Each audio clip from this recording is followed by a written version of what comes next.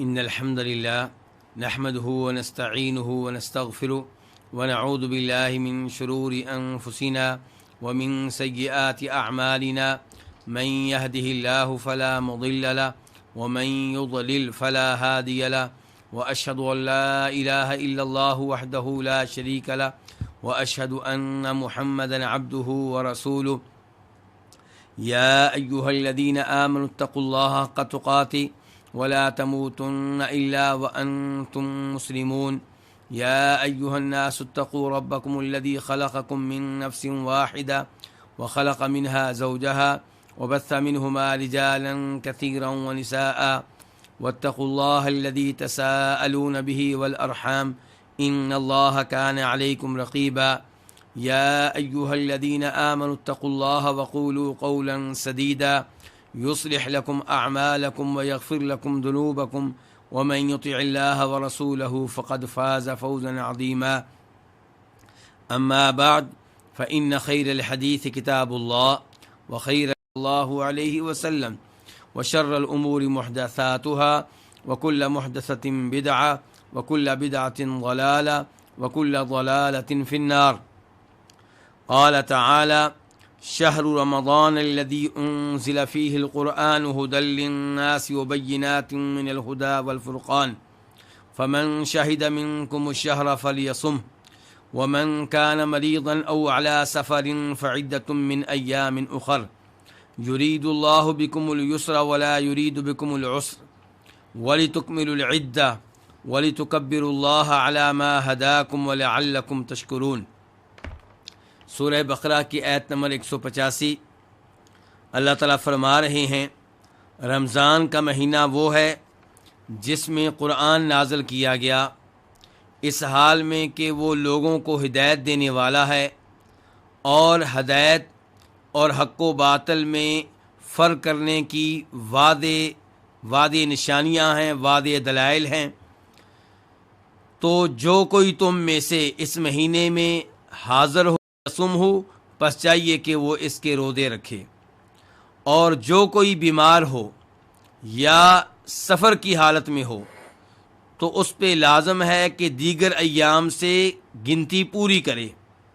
اللہ تعالیٰ تمہارے ساتھ آسانی کرنا چاہتا ہے، اور اللہ تعالیٰ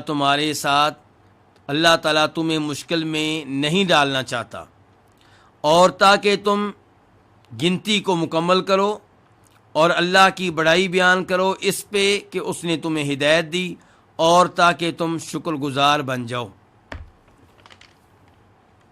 شہر رمضان کا مہینہ. الذی، یہ خبر ہے شہر رمضان کی.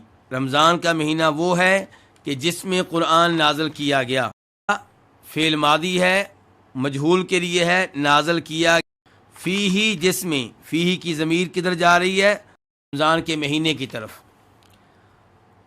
ہدی للناس، یہ حال ہے کہ قرآن نازل کیا گیا. اس قرآن کی حالت کیا ہے؟ ہدن، یہ مصدر ہے لیکن اسم فاعل کے معنی میں ہے کہ قرآن کیا ہے؟ ہادی ہے، ہدایت دینے والا ہے. کن کو؟ للناسی، لوگوں کو. وبینات، اس کا عطف ہے ہدا پہ کہ قرآن لوگوں کو ہدایت دینے والا ہے، اور قرآن ہدایت کے واضح دلائل پہ مشتمل ہے. والفرقان، اور فرقان اس کا معنی کیا ہے؟ فرق کرنے والا. فرقان بھی مصدر ہے لیکن اسم فاعل کے معنی میں ہے. الفرقان، فرق کرنے والا.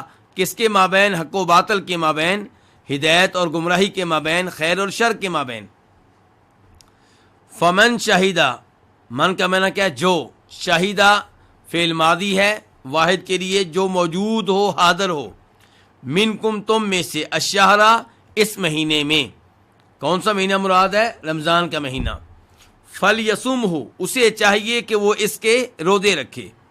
لام جو ہے یہ لام امر ہے، یعنی کہ آرڈر کے الفاظ ہیں کہ اسے آرڈر دیا جا رہا ہے کہ وہ اس کے روزے رکھے.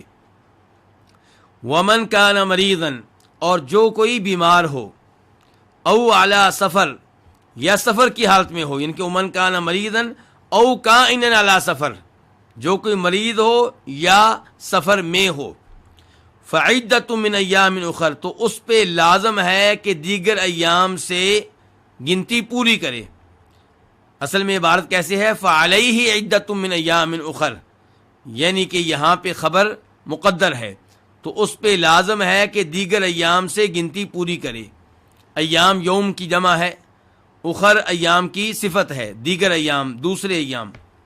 یرید اللہ، یرید چاہتا ہے، ارادہ کرتا ہے، فعل مضارع ہے واحد کے لیے.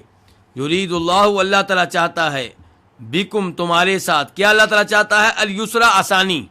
یہ مفعول ہو گیا یریدو کا. ولا یرید بکم العسرا، اور اللہ تمہارے ساتھ مشکل نہیں چاہتا، اللہ تمہیں مشکل میں نہیں ڈالنا چاہتا. العسرا کس کو کہتے ہیں؟ مشکل کو، تنگی کو. اور الیسرا کہتے ہیں آسانی کو.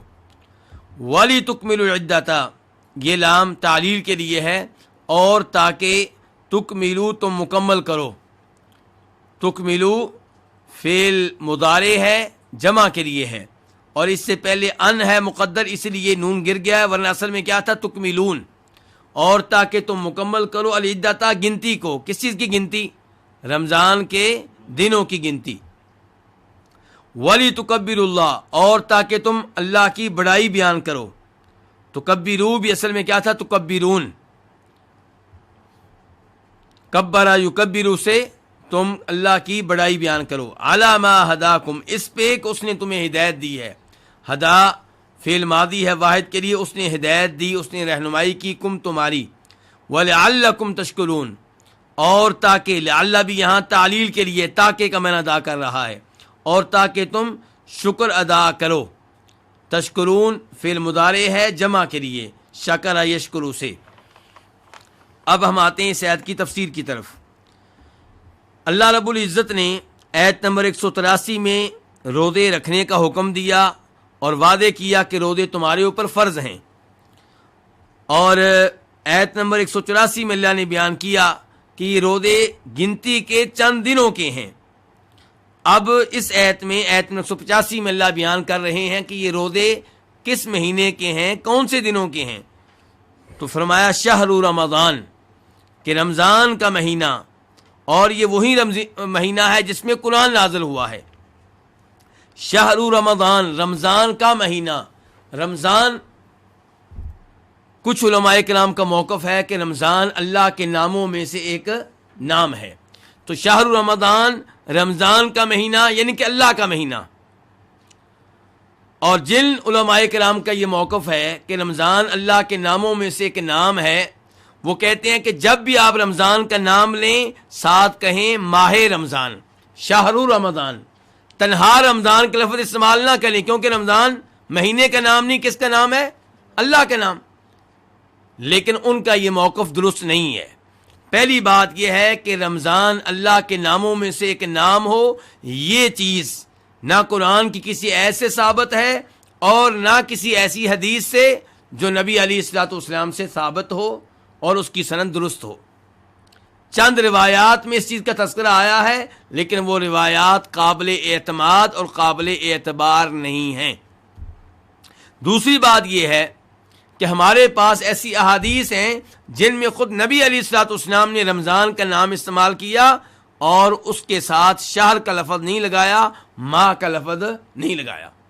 مثال کے طور پہ آپ فرماتے ہیں کہ من صام رمضان ایمانا واحتسابا غفر له ما تقدم من ذنبی، کہ جو رمضان کے روزے ایمان کی حالت میں رکھے، اجر و ثواب لینے کے لیے رکھے، اس کے گزشتہ گناہ بخش دیے جاتے ہیں.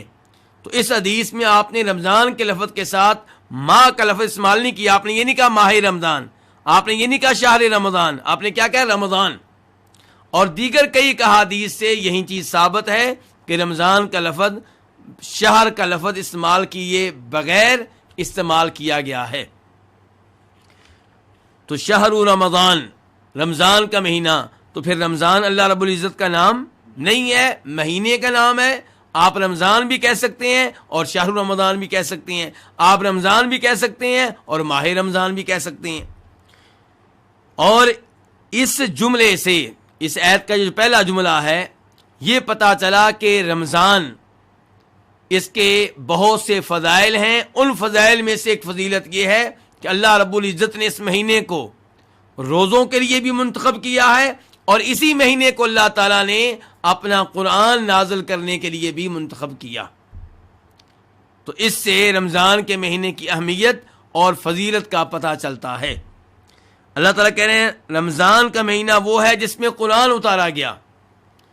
تو قرآن کس مہینے میں اتارا گیا؟ رمضان میں.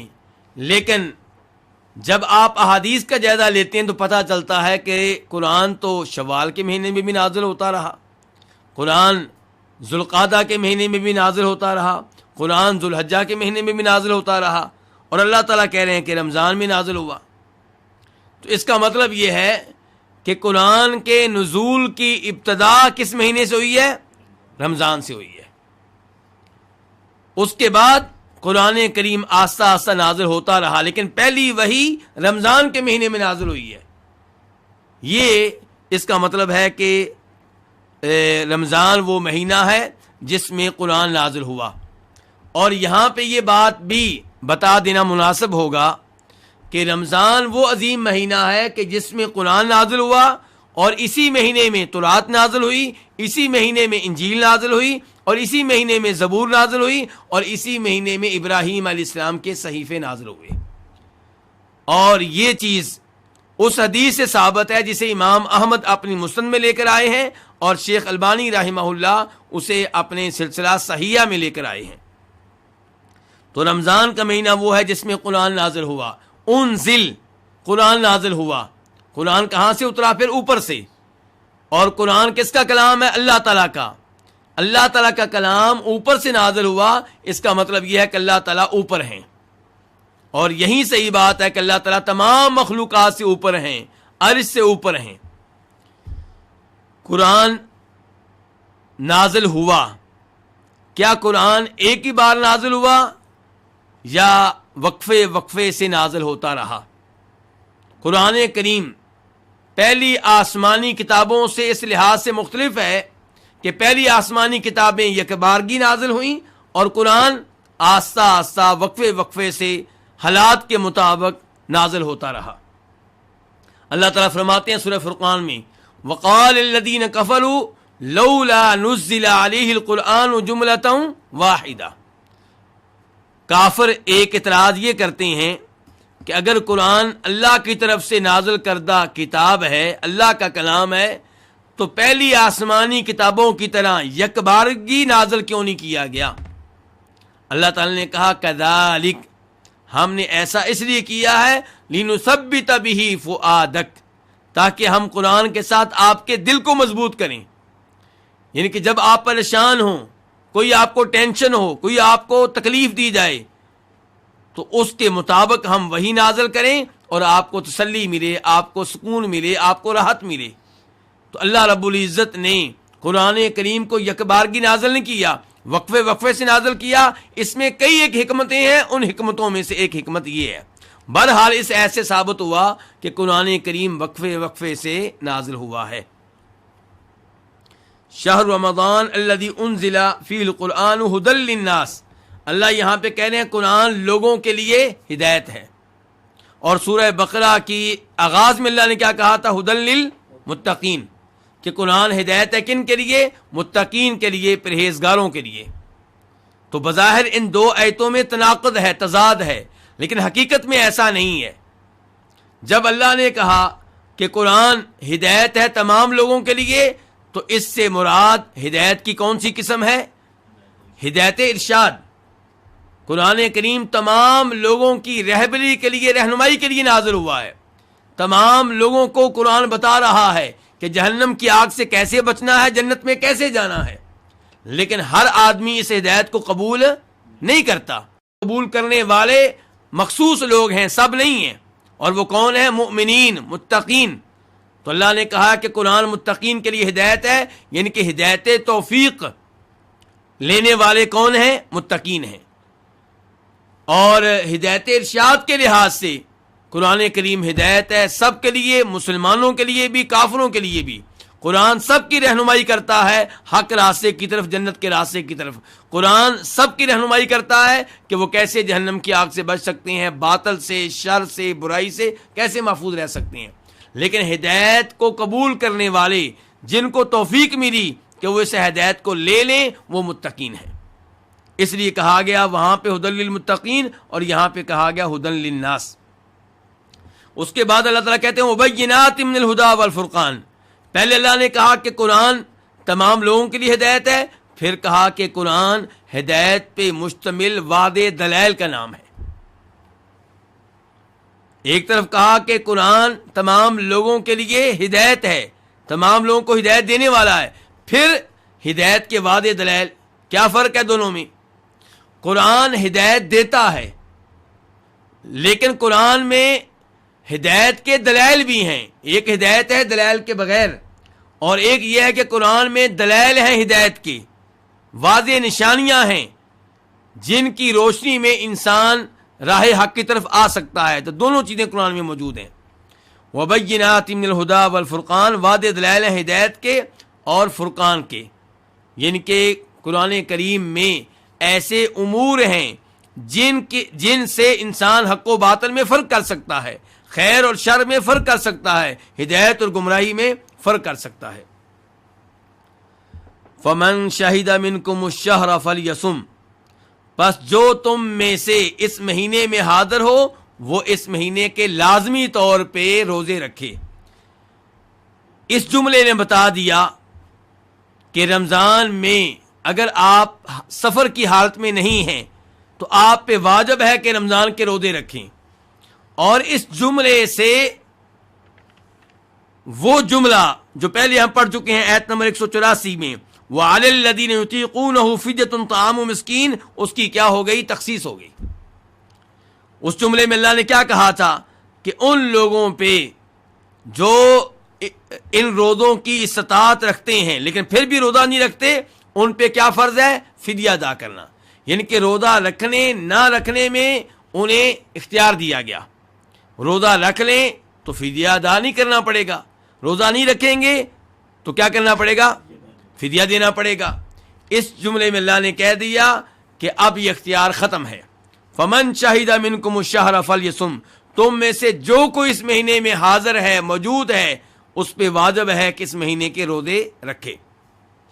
اب یہاں پہ سوال پیدا ہوگا کہ ایک آدمی رمضان کی پہلی تاریخ کو اپنے شہر میں، اپنے گاؤں میں، اپنے محلے میں موجود ہے، بعد میں وہ سفر کرتا ہے رمضان کی 2 تاریخ کو، 5 تاریخ کو، 10 تاریخ کو، کیا اسے روزہ ترک کرنے کی رخصت ہے جس کی قضا بعد میں دے گا؟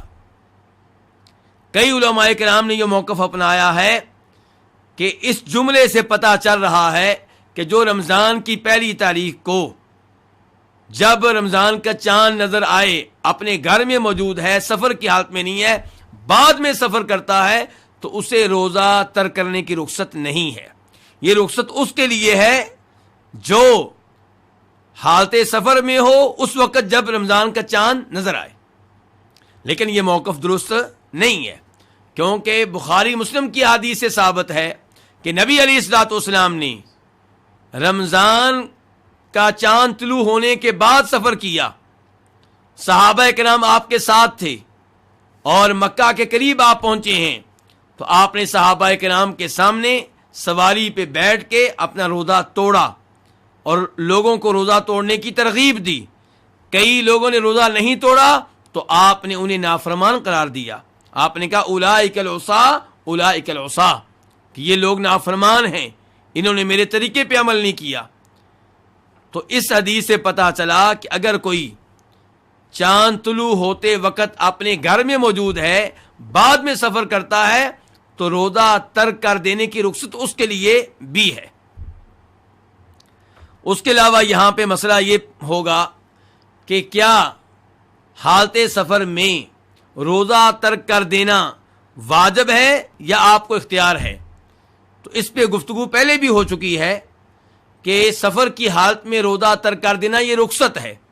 اگر آپ رخصت کر لیں، اگر آپ یہ رخصت قبول کر لیں تو ٹھیک، اور اگر آپ یہ رخصت قبول نہیں کرتے اور آپ سمجھتے ہیں میرے لیے آسانی اس میں ہے کہ میں سفر کی حالت میں روزہ رکھوں، بعد میں قضا مشکل ہو جائے گی، تو آپ کا روزہ بالکل ٹھیک ہے اور اس روزے میں کوئی مضحکہ نہیں ہے. اور یہ چیز بھی حدیث سے ثابت ہے. ابو درداء روایت کرتے ہیں کہ نبی صلی اللہ علیہ وسلم اور صحابہ کرام حالت سفر میں تھے، شدید گرمی تھی. ابو درداء کہتے ہیں کہ نبی علیہ الصلوۃ والسلام اور عبداللہ بن رواحہ کے علاوہ کوئی بھی روزے کی حالت میں نہیں تھا. اس کا مطلب یہ ہے کہ سفر کی حالت میں روزہ رکھا ہے کس نے؟ نبی علیہ الصلوۃ والسلام نے بھی اور عبداللہ بن رواحہ نے بھی. اس روایت کو امام مسلم اپنی صحیح میں لے کر آئے ہیں. اللہ تعالیٰ فرماتے ہیں وَمَنْ كَانَ مَرِيضًا أَوْ عَلَى سَفَرٍ فَعِدَّةٌ مِّنْ أَيَّامٍ أُخَرَ، اور جو کوئی مریض ہو یا حالت سفر میں ہو تو اس پہ واجب ہے کہ دیگر ایام سے گنتی پوری کرے. کس چیز کی گنتی؟ روزوں کی. اس سے پتہ چلا کہ اگر کوئی بیماری کی وجہ سے یا سفر کی وجہ سے روزہ رمضان میں ترک کر دیتا ہے تو بعد میں قضا دینا واجب ہوگا. اور اس سے یہ بھی پتہ چلا کہ مریض کو رمضان میں روزے ترک کرنے کی رخصت ہے جب کہ مرض ایسا ہو جس کی وجہ سے روزہ رکھنا مشکل ہو یا روزہ رکھا جائے تو شفا یابی میں تاخیر کا خطرہ ہو یا روزہ رکھنے کی شکل میں مرض کا علاج کرنے میں مشکل پیش آ رہی ہو تو ایسا آدمی جو ہے وہ روزہ ترک کر سکتا ہے. لیکن اگر مرض ایسا ہے جس مرض میں روزہ ترک کریں گے تو آپ کو کوئی فائدہ نہیں ہوگا تو پھر ایسے مرض میں روزہ ترک نہیں کرنا چاہیے بلکہ روزہ رکھنا چاہیے. مثال کے طور پہ ہلکا سا زکام ہے اور آپ روزہ رکھیں یا روزہ نہ رکھیں تو آپ کے مرض پہ کوئی فرق نہیں پڑے گا. علاج کے لحاظ سے بھی کوئی فرق نہیں پڑے گا، سہولت کے لحاظ سے بھی کوئی فرق نہیں پڑے گا، تو تب روزہ رکھنا چاہیے.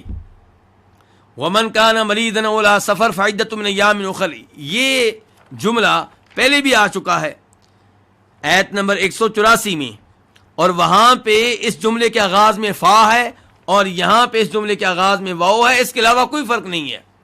تو پھر اللہ رب العزت نے یہ جملہ کیوں دہرایا؟ اللہ رب العزت حکمت والے ہیں. اللہ تعالیٰ کوئی ایسا جملہ یا ایسا لفظ لے کر نہیں آتے جس کا کوئی فائدہ نہ ہو. تو ایک بات آیت نمبر 184 میں گزر چکی، اسی بات کو دوبارہ آیت نمبر 185 میں لایا گیا. اس کی حکمت کیا ہے؟ اس کا فائدہ کیا ہے؟ فائدہ یہ ہے کہ اللہ رب العزت نے آیت نمبر 185 میں کہا فَمَنْ شَهِدَ مِنْكُمُ الشَّهْرَ فَلْيَصُمْ، تم میں سے جو کوئی اس مہینے میں موجود ہو، حاضر ہو، اس پہ واجب ہے کہ اس مہینے کے روزے رکھے. یہاں سے غلط فہمی ہو سکتی تھی کہ مریض کو آیت نمبر 184 میں روزہ ترک کر دینے کی رخصت دی گئی تھی، مسافر کو آیت نمبر 184 میں روزہ ترک کرنے کی رخصت دی گئی تھی، شاید وہ رخصت کینسل ہو گئی ہے. تو یہاں پہ بیان کیا گیا وہ رخصت کینسل نہیں ہوئی. ان دونوں کو اب بھی یہ سہولت حاصل ہے کہ رمضان کے مہینے میں بیماری کی شکل میں، سفر کی شکل میں روزہ ترک کر دیں اور بعد میں اس کی قضا دے دیں. یرید اللہ بکم الیسر ولا یرید بکم العسر، اللہ تعالیٰ تمہارے اوپر آسانی کرنا چاہتا ہے اور اللہ تعالیٰ تمہیں مشکل میں نہیں ڈالنا چاہتا.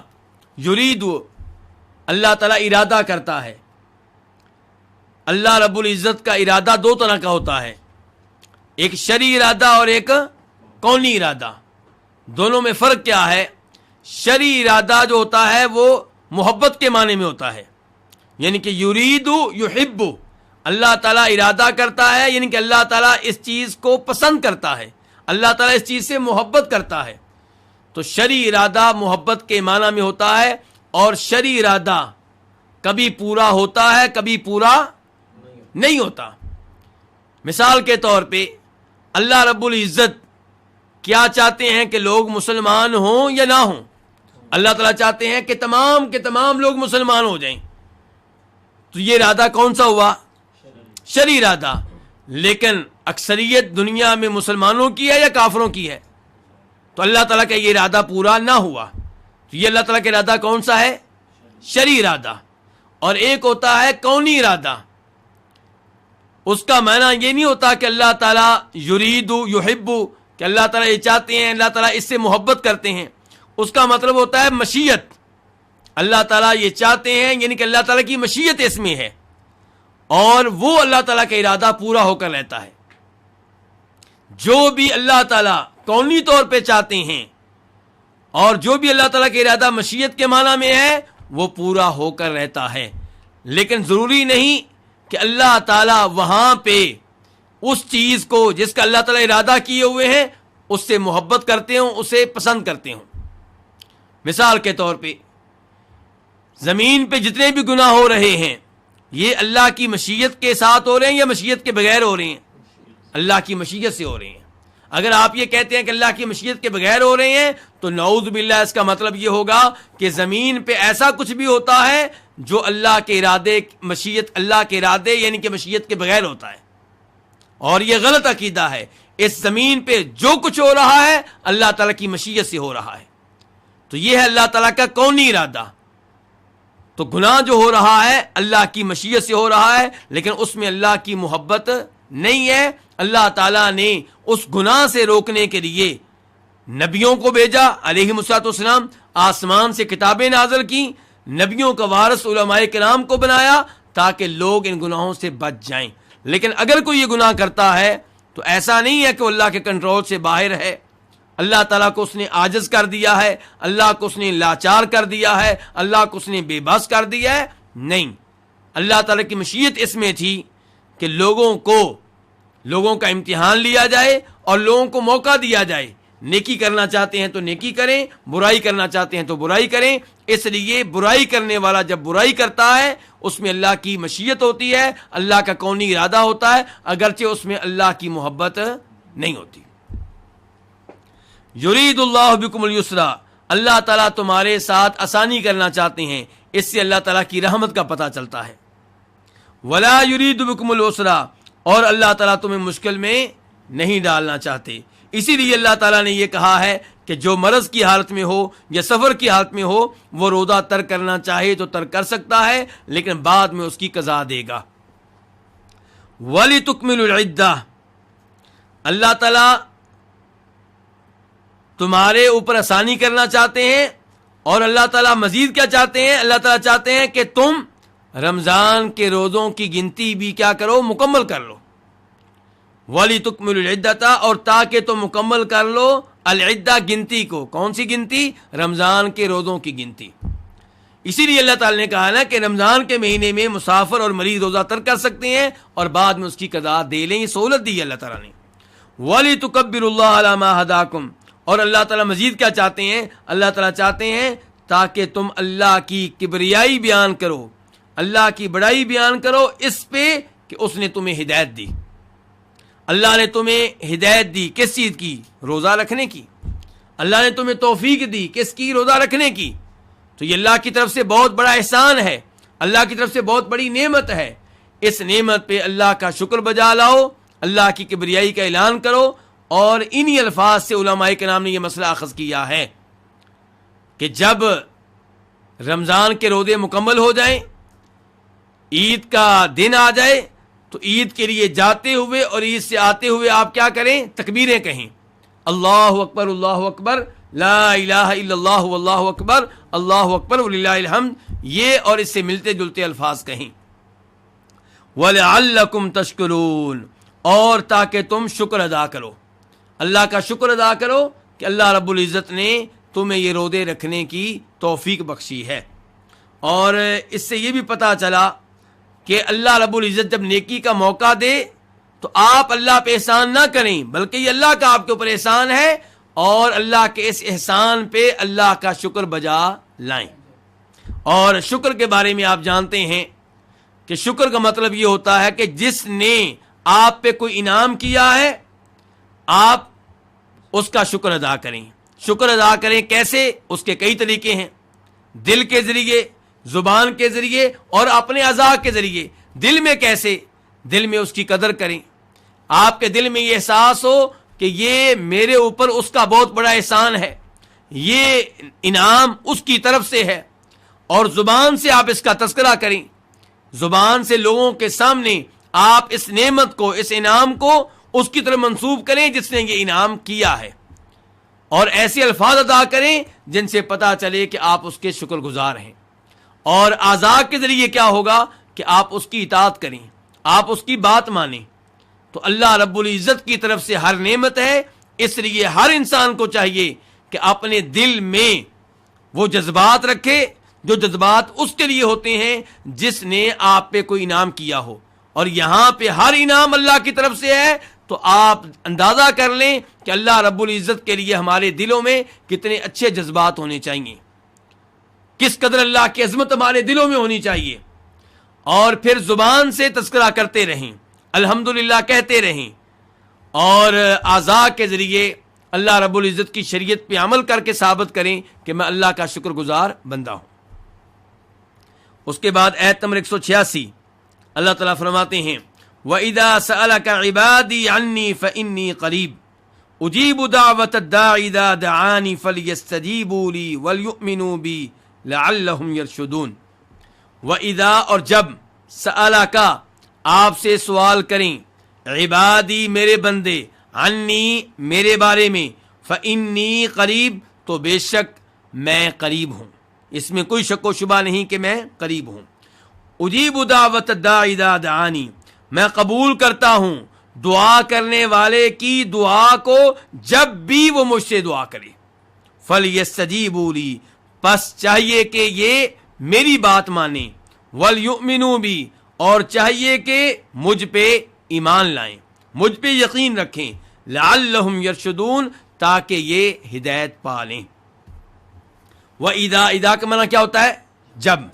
سآلا فعل ماضی ہے واحد کے لیے، سوال کرے، کا آپ سے، مخاطب کون ہے؟ نبی صلی اللہ علیہ وسلم. عبادی میرے بندے، عباد عبد ان کی جمع ہے، عبادی میرے بندے، عنی میرے بارے میں. اصل میں کیا ہے؟ عن اور اس کے بعد یا ہے، تو دونوں کو ملا کے کیا کہا گیا؟ عنی. فإنی قریب، پس بے شک میں قریب ہوں. انہ کا معنی کیا ہوتا ہے؟ بے شک، یقیناً. اور یا کا معنی کیا؟ میں. قریبن، یہ انہ کی پہلی خبر ہے کہ میں قریب ہوں. دوسری خبر کیا ہے؟ اجیب دعوت الداعی اذا دعانی. پہلی بات یہ ہے کہ میں قریب ہوں، دوسری بات یہ ہے کہ دعا کرنے والے کی دعا کو میں قبول کرتا ہوں جب بھی مجھ سے دعا کرے. اجیب فعل مضارع متکلم کے لیے، واحد کے لیے، میں قبول کرتا ہوں. دعوت الداعی، دعا کرنے والے کی دعا کو. الداعی اصل میں کیا؟ الداعی جیسے ہوتا ہے القاضی، لیکن یا کو حذف کر دیا گیا ہے تخفیف کے لیے، آسانی کے لیے، تاکہ لفظ پڑھنا آسان ہو جائے. اجیب دعوت الداعی، الداعی پھر کیا ہوگا؟ یہ اسم فاعل ہوگا. تو دعا یدعو سے دعا کرنے والا. اذا جب، دعانی یہ بھی اصل میں کیا تھا؟ دعانی. دعا فعل ماضی، دعا کرے، نی مجھ سے، یہاں پہ بھی یا حذف کر دی گئی تخفیف کے لیے. فلیستجیبوا لی، پس چاہیے کہ یہ لام جو ہے لام امر ہے، آرڈر کے لیے ہے، یعنی کہ ان پہ لازم ہے، ان پہ فرض ہے، ان پہ واجب ہے، چاہیے کہ یستجیبو اصل میں کیا تھا؟ یستجیبون، نون گرا دیا گیا ہے. تو کیا معنی ہے؟ یستجیبون، کیا کریں؟ اطاعت کریں، بات مانیں، لی میری. ولیؤمنوا بی، یہاں پہ بھی لام امر ہے، ان پہ واجب ہے. یؤمنو اصل میں کیا تھا؟ یؤمنون، یہ بھی فعل مضارع جمع کے لیے، ان پہ لازم ہے کہ ایمان لائیں، بھی میرے اوپر، یقین رکھیں میرے اوپر. لعل تعلیل کے لیے ہے، تاکہ ہم، یہ یرشدون فعل مضارع ہے جمع کے لیے، تاکہ یہ ہدایت پائیں. یہ آیت آپ محسوس کریں گے دعا کے بارے میں ہے، اللہ کا قرب بتانے کے بارے میں ہے، اور اس سے پہلے روزوں کے احکام کا تذکرہ ہے، بعد میں بھی روزوں کے احکام اور مسائل کا تذکرہ ہے. تو اس سے ایک پیغام ملتا ہے. پیغام کیا؟ کہ روزوں کے ایام دعاؤں کے ایام ہیں. روزے کا وقت دعا کا وقت ہے. جب آپ روزے کی حالت میں ہوں، اللہ تعالیٰ سے دعائیں کریں تو انشاءاللہ اللہ رب العزت آپ کی یہ دعائیں قبول کریں گے. تو یہ ہوگی اس آیت کی مناسبت ان آیات سے جو اس سے پہلے ہیں اور اس آیت سے جو اس کے بعد آ رہی ہے. وَإِذَا سَأَلَكَ عِبَادِي، اور جب آپ سے سوال کریں میرے بندے. سوال کریں میرے بندے میرے بارے میں تو میں قریب ہوں. یہاں بندوں سے مراد کون ہے؟ اللہ کے مومن بندے. تو اس سے پتا چلا کہ یہاں پہ جب اللہ نے کہا میرے بندے تو یہ اللہ تعالیٰ نے ان بندوں کو شرف دینے کے لیے لفظ استعمال کیا. میرے بندے یعنی کہ میرے خاص بندے، میری اطاعت کرنے والے بندے، میرے پہ ایمان لانے والے بندے، میرے نیک بندے. وَإِذَا سَأَلَكَ عِبَادِي عَنِّي، تو جب آپ سے میرے بندے میرے بارے میں سوال کریں، اللہ کے بارے میں کیا سوال؟ یعنی کہ اللہ کے قرب کے بارے میں سوال کریں، اور یہ سوال کریں کہ اللہ دعاؤں کو قبول کرتا ہے یا نہیں کرتا. تو جب یہ سوال کریں تو آپ کیا بتا دیں؟ فَإِنِّي قریب، کہ میں کیا ہوں؟ میں تو قریب ہوں. قریب، اس میں اللہ کے قرب کا تذکرہ ہوا ہے، اور یہ اللہ کا قرب ذاتی قرب ہے. کئی لوگ تعویل کرتے ہیں، کیا کہیں گے؟ اللہ قریب ہے کس لحاظ سے؟ اپنی رحمت کے اعتبار سے. اللہ قریب ہے اپنے فرشتوں کے ساتھ، یعنی کہ اللہ کے فرشتے قریب ہیں، تو اس لیے اللہ تعالیٰ کہہ رہا ہے کہ میں قریب ہوں. جب اللہ تعالیٰ کہہ رہے ہیں میں قریب ہوں، مطلب یہ ہے کہ میں اپنے فرشتوں کے لحاظ سے تمہارے قریب ہوں، یعنی کہ میں خود تو بہت اوپر ہوں، میرے فرشتے تمہارے قریب ہیں، یا میری رحمت تمہارے قریب ہے. لیکن صحیح بات یہ ہے کہ یہاں پہ مراد اللہ کا ذاتی قرب ہے، اللہ ذاتی طور پہ قریب ہیں. پھر سوال اٹھے گا کہ کیا اللہ کا یہ قرب ہر ایک کے لیے ہے؟ جب میت کی باری آتی ہے ہم کیا کہتے ہیں کہ میت کی دو قسمیں ہیں، ایک عام میت اور ایک خاص میت. عام طور پہ اللہ تعالیٰ ہر ایک کے ساتھ ہے، مسلمان کے ساتھ بھی، کافروں کے ساتھ بھی. کیا مطلب؟ کہ اللہ تعالیٰ ہر ایک کی آواز کو سنتے ہیں، ہر کوئی اللہ تعالیٰ کے علم میں ہے، ہر کوئی اللہ تعالیٰ کی قدرت میں ہے، ہر ایک اللہ نے احاطہ کر رکھا ہے.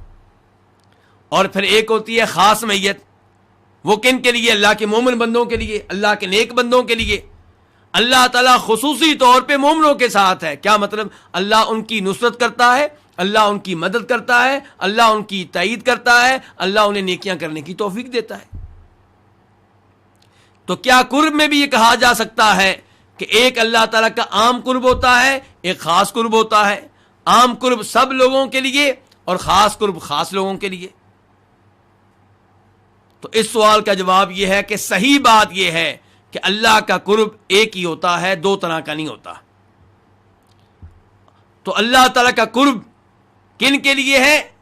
اللہ کے خاص بندوں کے لیے. اللہ تعالیٰ قریب ہے کن کے؟ اللہ تعالیٰ ان کے قریب ہے جو اللہ سے دعا کریں، اللہ تعالیٰ ان کے قریب ہے جو اللہ سے سوال کریں. تو اللہ تعالیٰ کا قرب یہ اللہ تعالیٰ کی بڑی خاص صفت ہے، بڑی عالی مقام عالی شان صفت ہے. یہ کافروں کے لیے نہیں ہے، یہ اللہ کے دشمنوں کے لیے نہیں ہے. جب میں نے یہ بتا دیا کہ اللہ کا قرب اللہ کے دشمنوں کے لیے نہیں ہے، تو پھر یہاں پہ کوئی اعتراض کر سکتا ہے کہ اللہ تعالیٰ سورہ قاف میں کہتے ہیں وَلَقَدْ خَلَقْنَا الْإِنسَانَ وَنَعْلَمُ مَا تُوَسْوِسُ بِهِ نَفْسُهُ وَنَحْنُ أَقْرَبُ إِلَيْهِ مِنْ حَبْلِ الْوَرِيدِ، کہ ہم نے انسان کو پیدا کیا اور ہم جانتے ہیں کہ اس کے دل میں کیا وسوسے آ رہے ہیں، اور ہم اس انسان کے قریب ہیں اس کی رگ جان سے بڑھ کر. تو وہاں پہ تو اللہ نے انسان کی بات کی ہے، مسلمانوں کی بات نہیں کی، ہر انسان کی. ہر انسان کے اللہ خالق اور ہر انسان کے دل میں واقع ہونے والے خیالات اور وسوسوں کو اللہ تعالیٰ جانتے ہیں، اور ہر انسان کے بارے میں اللہ تعالیٰ کہہ رہے ہیں وَنَحْنُ أَقْرَبُ إِلَيْهِ مِنْ حَبْلِ الْوَرِيدِ، کہ ہم اس کے قریب ہیں اس کی رگ جان سے بڑھ کر. اور ایسی اللہ تعالیٰ سورہ واقعہ میں کہتے ہیں وَنَحْنُ أَقْرَبُ إِلَيْهِ مِنْكُمْ وَلَٰكِن لَا تُبْصِرُونَ، مرنے والا جب مر رہا ہوتا ہے ہم اس کے تمہارے مقابلے میں زیادہ قریب ہوتے ہیں لیکن تم دیکھ نہیں سکتے. تو ان دو آیتوں سے یہ محسوس ہوتا ہے کہ اللہ تعالیٰ کا قرب ہر ایک کے لیے ہے، جیسے اللہ تعالیٰ کی معیت ہر ایک کے لیے ہے. لیکن شیخ الاسلام ابن تیمیہ رحمہ اللہ نے وعدے کیا ہے کہ ان دو آیتوں میں صحیح بات یہ ہے کہ قرب سے مراد اللہ کا ذاتی قرب نہیں ہے. ان دو آیتوں میں قرب سے مراد فرشتوں کا انسان کے قریب ہونا ہے. کیا دلیل ہے، کیا قرینہ ہے؟ ابن تیمیہ رحمہ اللہ وعدے کرتے ہیں کہ آپ وہ آیت پڑھ لیں جو اس کے بعد ہے۔ اللہ تعالیٰ کہہ رہے ہیں اذ یتلقی المتلقیان عن الیمین وعن الشمال قعید، کہ ہم قریب ہوتے ہیں انسان کے اس کی رگ جان سے بڑھ کر کب قریب ہوتے ہیں؟ جب دو لکھنے والے فرشتے لکھ رہے ہوتے ہیں، جب دو لینے والے فرشتے لے رہے ہوتے ہیں کس کو؟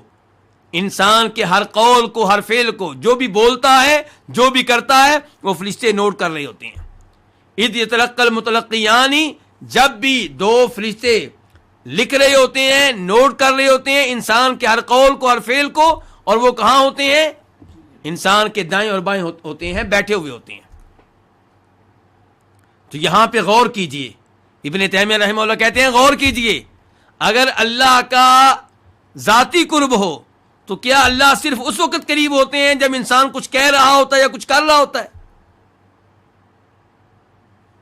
پھر تو یہ ہونا چاہیے تھا کہ اللہ تعالیٰ ہر وقت قریب ہوتے ہیں، لیکن یہاں پہ کہا جا رہا ہے اللہ تعالیٰ کب قریب ہوتے ہیں؟ جب بندہ کوئی بات کہتا ہے، کوئی لفظ ادا کرتا ہے، تو یہ فرشتے نوٹ کر رہے ہوتے ہیں۔ تو اس سے پتا چلا کہ یہاں پہ قرب سے مراد فرشتوں کا قرب ہے۔ اور ایسے اللہ تعالیٰ سورہ واقعہ میں یہ کہنا کہ جب فوت ہونے والا فوت ہو رہا ہوتا ہے تو ہم اس کے تمہارے مقابلے میں زیادہ قریب ہوتے ہیں، لیکن تم دیکھ نہیں سکتے۔ تو یہ انداز بتا رہا ہے کہ یہاں پہ بھی مراد فرشتوں کا قرب ہے، اللہ تعالیٰ کا ذاتی قرب نہیں ہے، ورنہ اللہ تعالیٰ ایک سے زیادہ قریب، دوسرے سے کم قریب، ایسا نہیں ہونا چاہیے، ورنہ تو اللہ کا قرب ہر ایک کے ساتھ برابر ہونا چاہیے۔ تو یہ یعنی کہ قرینہ ہے جس سے پتا چل رہا ہے کہ یہاں پہ بھی مراد قرب کن کا ہے؟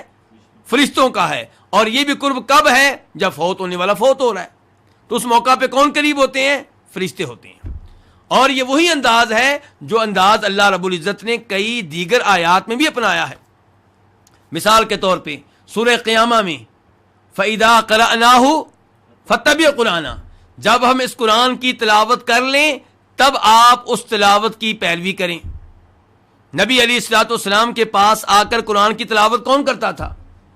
جبریل علیہ السلام کرتے تھے، اور اللہ تعالیٰ کہہ رہے ہیں جب ہم اس کی تلاوت کر لیں، یعنی کہ جب ہمارا فرشتہ ہمارے حکم سے تلاوت کر لے۔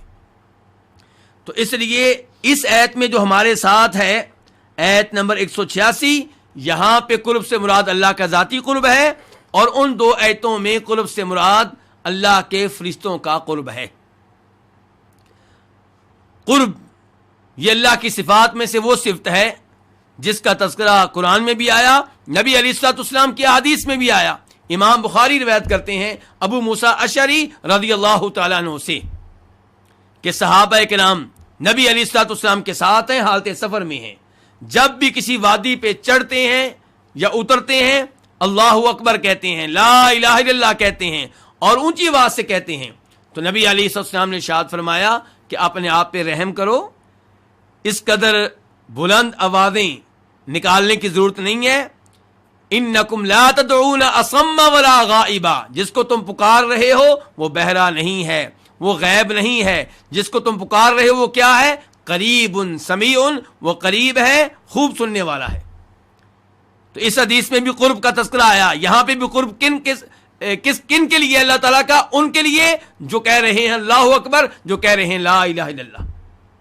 تو اللہ کا قرب اللہ کی ذاتی صفت ہے، لیکن یہ جو قرب جو اللہ کی ذاتی صفت ہے یہ کن کے لیے ہے؟ یہ ہر بندے کے لیے نہیں ہے، یہ ہر انسان کے لیے نہیں ہے۔ یہاں پہ اللہ کا قرب اس کے لیے جو اللہ سے دعا کرے، اور وہاں پہ اللہ کا قرب اس کے لیے جو اللہ کا ذکر کر رہا ہے۔ اجیب دعوت الداعی اذا دعانی، میں دعا کرنے والے کی دعا کو قبول کرتا ہوں جب بھی مجھ سے دعا کرے۔ اس کی تائید اور اس کی وضاحت اس حدیث سے ہوتی ہے جسے امام احمد اپنی مسند میں روایت کرتے ہیں کہ نبی صلی اللہ علیہ وسلم نے ارشاد فرمایا، جب بھی کوئی اللہ رب العزت سے دعا کرتا ہے اور اس کی دعا کسی گناہ پہ مشتمل نہ ہو، اس کی دعا میں ایسا کوئی امر نہ ہو جس کا مطلب یہ ہو کہ رشتہ داروں سے تعلقات ٹوٹ جائیں، ختم ہو جائیں، یہ دو چیزیں نہ ہوں تو اللہ تعالیٰ اس کی ہر دعا کو قبول کرتے ہیں۔ کیسے؟ اسی حدیث میں وضاحت آئی کیسے قبول کرتے ہیں۔ جو مانگ رہا ہے اللہ تعالیٰ وہی دے دیتے ہیں، ورنہ اللہ تعالیٰ اس دعا کو ذخیرہ کر لیتے ہیں، روز آخرت اس کے کام آئے گی۔ اور تیسری شکل یہ ہے کہ اللہ رب العزت اس دعا کے بدلے میں اس پہ آنے والی کوئی مصیبت ٹال دیتے ہیں، کوئی حادثہ اس کے ساتھ پیش آنے والا ہوتا ہے، اللہ تعالیٰ اس حادثے کو اس سے دور کر دیتے ہیں۔ تو اس لیے اللہ تعالیٰ کہتے ہیں اجیب دعوت الداعی اذا دعانی، جب بھی مجھ سے کوئی دعا کرے میں اس کی دعا کو قبول کرتا ہوں۔ فَلْيَسْتَجِيبُوا لِي وَلْيُؤْمِنُوا بِي، لیکن اگر لوگ چاہتے ہیں کہ ان کی دعائیں قبول ہوں تو انہیں چاہیے کہ دو چیزوں کا خیال رکھیں۔ نمبر ایک، میری ہر بات مانیں، فَلْيَسْتَجِيبُوا لِي، میری اطاعت کریں۔ نمبر دو، وَلْيُؤْمِنُوا بِي، میرے اوپر ایمان لے آئیں۔ فَلْيَسْتَجِيبُوا لِي، میری اطاعت کریں۔ جو اللہ کی اطاعت نہیں کرتا اس کی دعائیں قبول ہونے کی ضمانت نہیں ہے، گارنٹی نہیں ہے۔ اور اس کی تائید اس حدیث سے ہوتی ہے جسے امام مسلم اپنی صحیح میں لے کر آئے ہیں کہ ایک انسان حالت سفر میں ہے، اللہ تعالیٰ سے دعائیں کرتا ہے، اللہ کو پکارتا ہے، یا ربی یا ربی، ہاتھ اٹھائے ہوئے ہیں، سفر کی حالت ہے، بال اس کے پراگندہ ہیں، اڑے ہوئے ہیں، بکھرے ہوئے ہیں، مٹی اس کے اوپر ہے، یعنی کہ یہ وہ حالت ہے جس حالت میں عام طور پہ دعا قبول ہوتی ہے، لیکن اس انسان کی دعا قبول نہیں ہو رہی۔ نبی علیہ السلام وضاحت فرماتے ہیں کہ دعا کیسے کیوں نہیں قبول ہو رہی؟ فرمایا اس کی دعا کیسے قبول ہو جبکہ اس کا کھانا حرام کا، جو کچھ پیتا ہے وہ بھی حرام کا، لباس اس کا حرام کا، وغذی بالحرام، بلکہ حرام اس کے جسم میں سرایت کر چکا ہے۔ فَأَنَّىٰ يُسْتَجَابُ لِذَٰلِكَ، تو اس کی دعا کیسے قبول ہو؟ اور اس کے بعد اللہ نے کیا کہا؟ وَلْيُؤْمِنُوا بِي، پہلے کہا کہ میری اطاعت کریں، میری ہر بات مانیں، پھر کہا کہ میرے اوپر ایمان لے کر آئیں۔ اس جملے سے پتا چلا کہ آپ اللہ کی اطاعت کریں، نمازیں پڑھیں، روزے رکھیں، حج کریں، عمرہ کریں، صدقہ خیرات کریں، لیکن اللہ پہ ایمان نہ ہو تو اطاعت کا کوئی فائدہ نہیں ہے۔ اللہ کی اطاعت کا فائدہ تب ہوگا جب یہ اطاعت ایمان کی حالت میں ہو، اسلام کی حالت میں ہو، توحید کی حالت میں ہو۔ اور وَلْيُؤْمِنُوا بِي سے یہ بھی پتا چلا کہ میرے اوپر ایمان لے کر آئیں، یعنی کہ اس بات پہ ایمان لے کر آئیں کہ میں قریب ہوں، دعا کرنے والے کی دعا کو قبول کرتا ہوں۔ لَعَلَّهُمْ يَرْشُدُونَ، تاکہ یہ لوگ ہدایت پائیں۔ اللہ رب العزت نے اس آیت میں بہت سے مسائل کو بیان کر دیا، بہت سے احکام کو بیان کر دیا۔ اللہ رب العزت سے دعا ہے کہ اللہ تعالیٰ ان احکام اور مسائل کو سمجھنے کی توفیق دے اور ان پہ عمل پیرا ہونے کی توفیق دے۔ وآخر دعوانا ان الحمد للہ رب العالمین۔